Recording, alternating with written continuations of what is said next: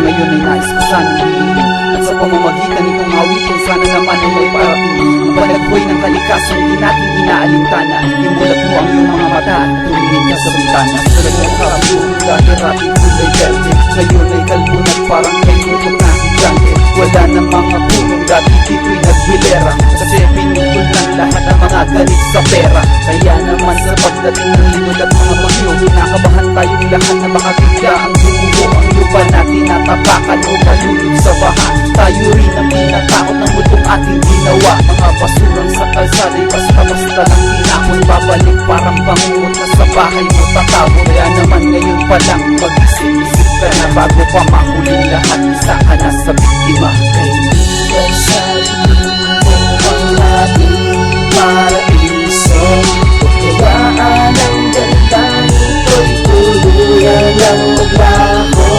Papulan ang daig ng ating tinang kalikasan, nagsusumamo na itas mo, kaibigan. Dahil sa ating inabuso mo ng gabi kay ganda, sa pagdating ng kalikasan dapat tayong magnalaga. Mahubang temperatura parang lalong umiinit, at pagsabog ng bulkan ngayon ay parang lumilim. Mga sapa, ilupatis, lawa ang karagatan, wala nang yamang nakukuha dahil sa aking kalabisan. Nakakalaso na ang hangin, sobra na ang polusyon. Tuntungan ang kapabat, hihintayin ang panahon na wala ka nang makita dito sa kalangitan, at wala nang mapitas na bukas sa kalipaan. Yung mga hayop sa larawan na lamang pwedeng makita, wato na kung ang anak mo at apo ay iniipa.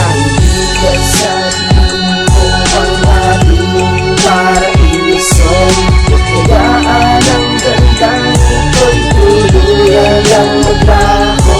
Papulan ang daig ng ating tinang kalikasan, nagsusumamo na itas mo, kaibigan.